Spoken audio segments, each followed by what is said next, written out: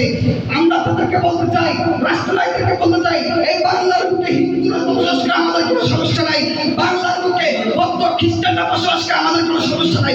আপনারা কিছু আগে দেখেছেন যে আমরা মুসলমান বাংলাদেশের হিন্দুদের বাড়িতে গিয়ে তাদের ধর্মশালাগুলো তাদের মন্দিরগুলো পাহারা দিয়েছি।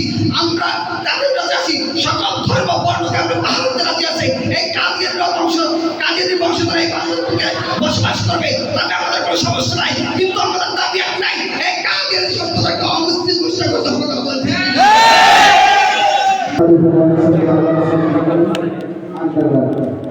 أعوذ بالله من الشيطان الرجيم بسم الله الرحمن الرحيم لقد كان لكم في رسول الله أسوة حسنة صلى الله عليه وسلم উপস্থিত আজকের এই প্রতিযোগিতা অনুষ্ঠানে সম্মানিত বিশেষ মূল্যবান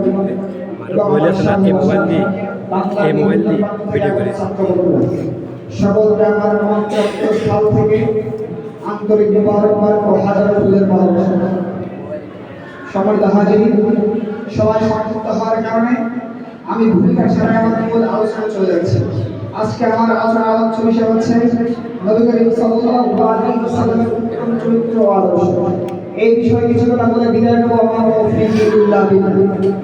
সম্মানিত হাজির, পৃথিবীর ইতিহাসে সবচেয়ে মর্যাদাপূর্ণ চরিত্রবান লোক হচ্ছে সাহাবায়ে কেরাম, সবচেয়ে মর্যাদাপূর্ণ আদর্শবান লোক হচ্ছে সাহাবায়ে কেরাম। কিন্তু আমার প্রশ্ন হচ্ছে, কোথায় পেল তারা উত্তম চরিত্র, কোথায় পেল তারা উত্তম আদর্শের নিশানা?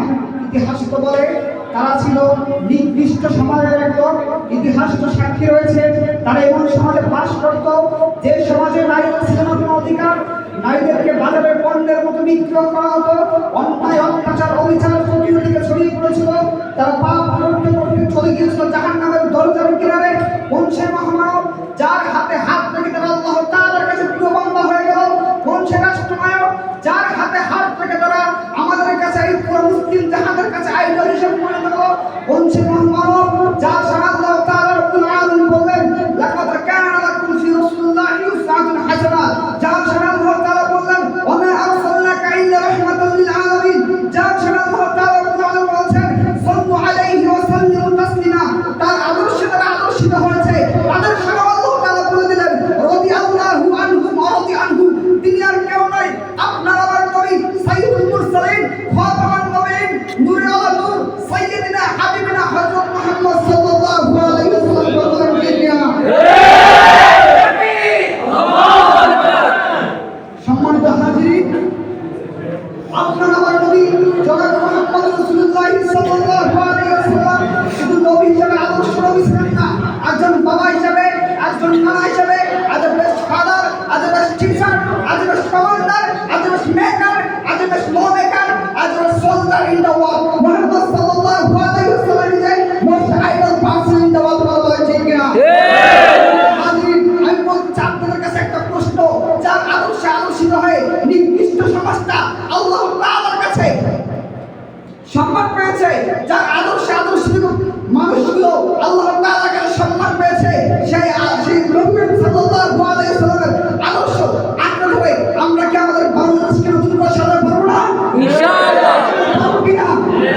তাই আমরা আমাদের নতুন রাষ্ট্রনায়ককে বলতে চাই, আপনারা যদি বাংলার বর্তমান সমাজকে শান্তিপূর্ণ একটি রাষ্ট্র হিসেবে করতে চান, এই অস্থিতিশীল পরিবেশকে যদি শান্ত করতে চান, তাহলে আল্লাহ তাআলার বলবেন কোরআন, নবী করিম সাল্লাল্লাহু আলাইহি ওয়াসাল্লামের আদর্শ ছাড়া অন্য কোনো বিকল্প রাস্তা নাই। কথা বলেন ঠিক কিনা? সম্মানিত হাজির, আপনাদের কাছে আমার একটা আরো প্রশ্ন, যে নবী করিম সাল্লাল্লাহু আলাইহি ওয়াসাল্লামের আদর্শ তার শান মান ইজ্জত দিয়ে যদি কুলাঙ্গারের বাচ্চা কোনো রকম কথা প্রশ্ন বলে, তাহলে আপনারা কি ভালো থাকবেন? তাই আমরা স্পষ্ট ভাষায় বলতে চাই, আমার বাবার সম্মান আমি নিজ ব্যক্তির সম্মান থেকে বেশি আমার আপনার আমার নবীর শান মান ইজ্জত পুরো মুসলিম জাহান থেকে আদায় করে রাজপথে নেমে যাবো, চলে যাবো, বছরের প্রান্তর যাবো, বাংলার জমিকে তোমাদেরকে উৎখাত করে সত্যি কথা বলেন ঠিক? দুঃখজনক কথা সত্য যে আমার আলোচনাটা বিশ্বাস না দুর্নীতি কথা বলে আমি বিনা নেব ইনশাআল্লাহ। যাতে বাংলার মুখে কাদিয়ানি সম্প্রদায় নামে এক ব্যক্তি একদল রয়েছে। আমরা তাদেরকে বলতে চাই, রাষ্ট্রনায়কদেরকে বলতে চাই, এই বাংলার বুকে হিন্দুরা বসবাস করে আমাদের কোনো সমস্যা নাই, বাংলার বুকে বৌদ্ধ খ্রিস্টানরা বসবাস করে আমাদের কোনো সমস্যা নাই। আপনারা কিছু আগে দেখেছেন যে আমরা মুসলমান পাহারাগুলো তাদের মন্ত্রগুলো পাহারা দিয়েছি। আমরা তাদের কাছে আছি, সকল ধর্ম বর্ণকে আমরা পাহারা দিতে রাজি আছি। এই কাজের বংশধর এই বাংলাদেশে বসবাস করবে, তাতে আমাদের কোনো সমস্যা নাই। কিন্তু আমাদের দাবি একটাই, এই কাজের সম্প্রদায়কে অমুসলিম ঘোষণা করতে হবে। কথা বলতে আল্লাহ তাআলা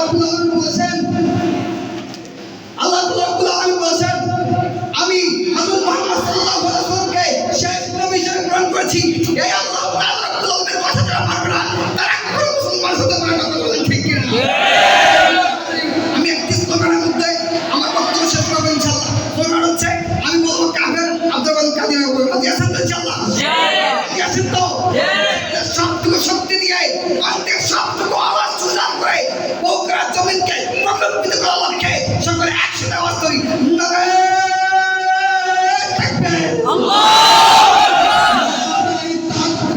আল্লাহু আকবার, কাফের কাফের, কাদিয়ানি কাফের, কাফের কাফের, কাদিয়ানি কাফের। আসসালামু আলাইকুম ওয়া রাহমাতুল্লাহি ওয়া বারাকাতুহু।